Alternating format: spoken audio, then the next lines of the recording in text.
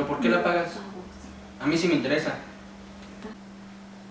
¿Cómo te puede interesar? Si no hay nada bueno, siempre es lo mismo. Políticos mentirosos, policías corruptos. Por eso la pagué, porque no hay nada que ver.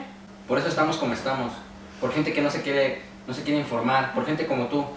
Gente que ni siquiera le gusta informarse. Que solamente a lo mejor se entera de noticias por las personas que lo publican en redes sociales. Algunas personas cualquiera que simplemente muestran su opinión y todas las demás personas se lo creen.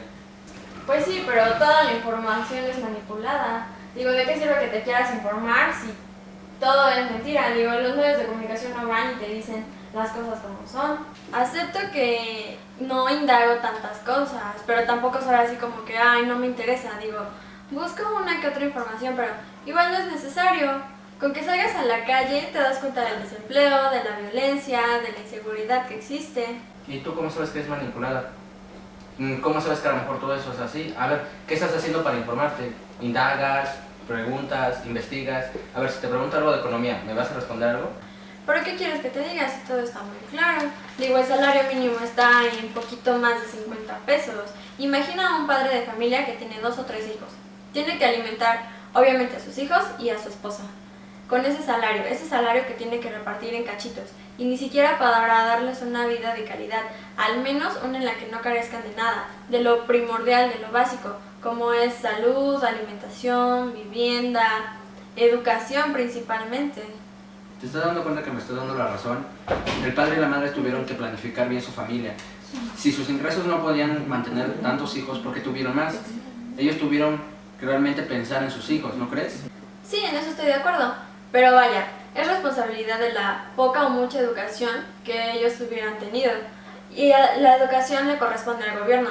Y obviamente al gobierno, como es bien sabido, no le conviene tener a un pueblo educado.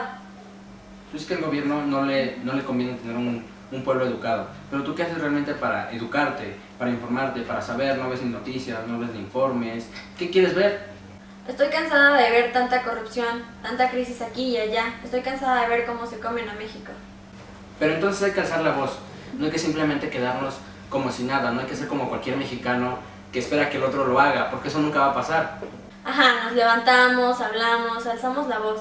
¿Y para qué? ¿Para que te maten a las 2 o 3 semanas de que hablaste o para que te metan a la cárcel mínimo?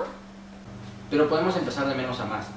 Denunciando la delincuencia, robos, secuestros. Poco a poco se va a poder. Ah, sí, como si pudiéramos hacer algo, como si en verdad pudiéramos ir en contra del gobierno. Pero para eso hay que hacer valer nuestro voto. Tenemos que realmente investigar, tenemos que realmente ir, hacerlo valer. Para eso hay observadores. Es sorprendente que mucha gente solamente sepa más incluso de fútbol que realmente lo que le afecta. Ah, pues sí, yo voy a la casilla electoral, efectúo mi voto, me informo obviamente antes de quiénes son los candidatos que proponen y demás. Pero, ¿quién realmente me dice que se respeta mi voto? Los que son políticos, los que están como candidatos, siempre van y compran a los funcionarios de casilla, a los observadores electorales. No les importa, hay corrupción en todos lados y no es justo. Es que ahí es donde el amor del mexicano a México se ve. Pero si te digo que en todas partes hay corrupción, hasta para entrar a una escuela tienes que pagar, tienes que hacer ahí tranzas para tener un lugar en ella. La educación debería ser total para todos, no debería ser solo para unos cuantos o solo para los que tienen para pagar ese lugar.